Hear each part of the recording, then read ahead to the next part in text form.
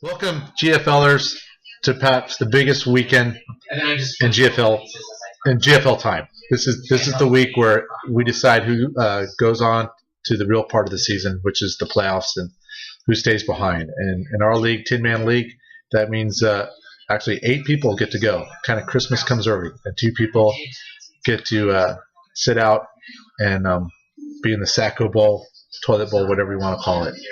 So welcome. Happy Thanksgiving, everyone. With me is your current GFL leader, Justin with the Trolls, sporting a 9-3 record, and he's going to help me out and do a little recap on this Thanksgiving Day. Well, thank you for introducing me there. I just wanted to first show that my father here, the owner of the T-Men, has been so missing this. This is a picture, if you can't tell, of the trophy.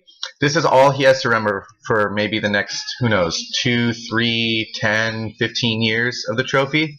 Anyways, we got this here, a little nice remembrance. Hopefully it'll be coming my way soon. 4-time champ.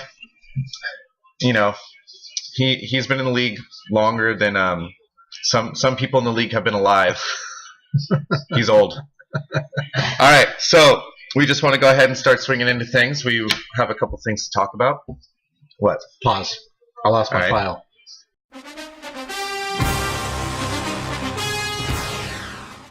You lost your file? I lost my file. Okay, because I could just cut there. And you sure? Yeah. I can't find it. Keep it running. I don't know where it's at. You sure? Do you have that enough? 2 teams are going to sit out, and obviously the first team is going to be Ed with a record of 1-11 currently. Currently 1-11, and no matter what he does, he's going to be in the Sacco Bowl. But since I don't want him to talk about his future, there is a little competition. So right now the Goats are 3-9, the T-Men are 4-8. So they're actually playing each other this week, which is great because the winner gets to be eliminated in the first round of playoffs, and the loser gets to have 3 glorious weeks in the Sacco Bowl. And I really don't want to talk about my team. I'm here as the commish, 4-time champion. I have a statement prepared already what I think about my team. My GFL team sucks. If I'm not mistaken, I think that clip was taken somewhere back in week 4 or 5 of the season when he first realized how terrible his team was. Actually, this was taken right after draft. And, yeah, it was pretty early on. And unfortunately, you know, even though he has 4 titles, he doesn't know how to rebuild a team. But, all right, so let's move on. We're going to move on into what teams are hot, which teams are not.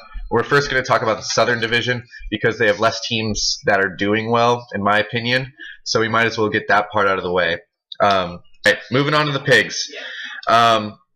I actually believe the Piglets are the strongest team coming into the playoffs, even though they have a lower record than both the Tigres and the Penguins, because they have already beat both the Tigres and the Penguins once this season. So they've shown that they are competitive, and I'm going to be excited to see them play as we get into the playoffs. The Tigres, they win if Manning does well. They lose if Manning doesn't play well. And then the Penguins. Yes, they beat me. Yes, they have the great record. Yes, they're number 1 in the South right now. But they've lost to a ton of championship contenders. They have lost to the Tigres. They've lost to the Pigs. They've lost to Team Blue Moon.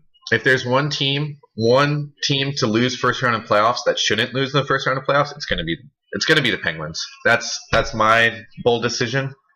So now with all that said, we're going to go into how important this week is for teams in the South. Real important. So, and actually, there's actually after this week, there's actually 3 teams vying to be the division champ, which not only comes with the prestige of being the division champ, a little bit of money, a little bit of bragging rights, big paycheck. So it kind of makes the season worth it. So the 3 teams that are vying for it, 2 teams have the same record. The Penguins and the Tigers are both 8-4, and the Piglets are 7-5. And you think, well, how can the Piglets with a record of 7-5 have a mathematically chance of being the South champ? Well, let's go over that. The Pigs can be champs if they beat the Penguins this week, and they have to have a little help with the Tigers and Vallejo, and the Tigers would have to lose. And of course, the Tigers are playing against the Slugs. That's right, the 1-11 Slugs. So that's how the Pigs can be your champs. The Penguins, real simple. Penguins win over the Pigs. Bottom line, throw everything out. Penguins are your Southern champs. Sam and Ann do have a chance to be the South champs too. Also, they have to, of course, beat the Slugs, and of course the Penguins would have to lose to the Pigs. So that's how it boils down to the South champs. All right, so moving on to the North, the real division. That's like talking about the South is talking about the American League. It's just, I mean, like we're on to the real stuff now. So this is where the competitive teams are minus one team. I should go ahead and just talk about them real quick. The Team N. Oh, I got a statement for the Team N for you. Hi, baby. Nope. I miss you. That's the wrong. We'll have to edit that one out.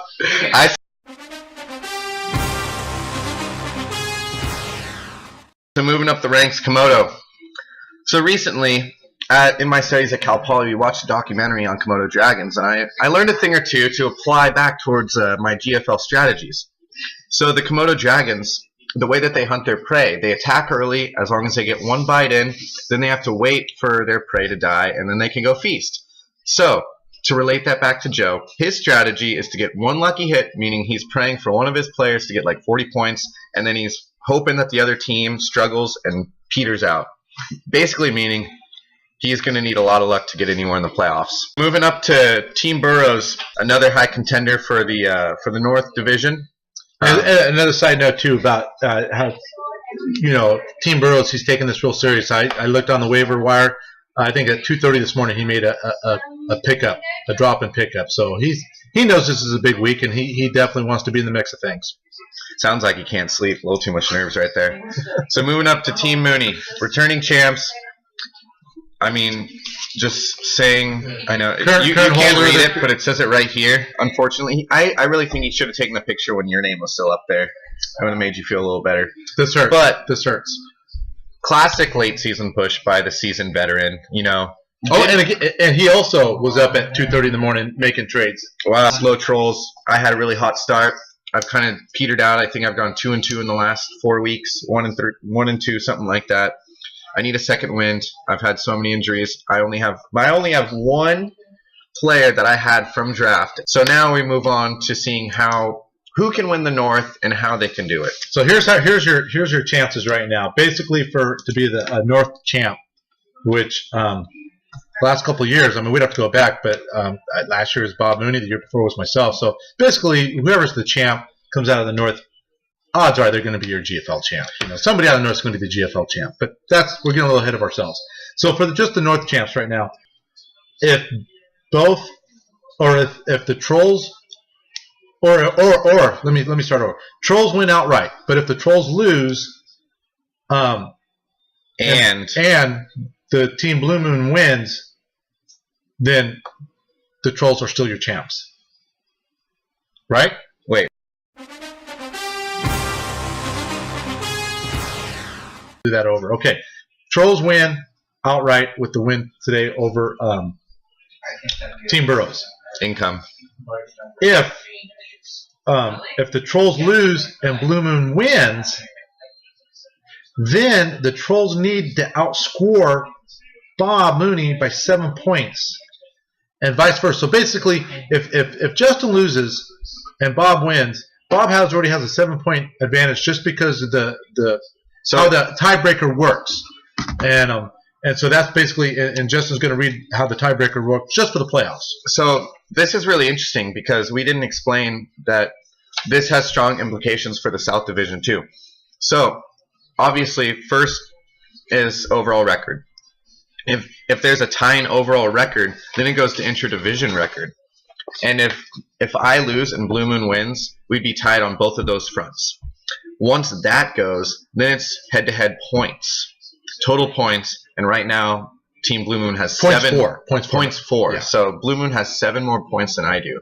So if I lose, Blue Moon wins, I have to outscore the Blue Men by 7. So I think that's pretty much it for Week 13. Lots happening. I know everyone's just probably putting the turkey on hold. Forgot to ice down the beer because you guys are all worried about this week in GFL, as you should be.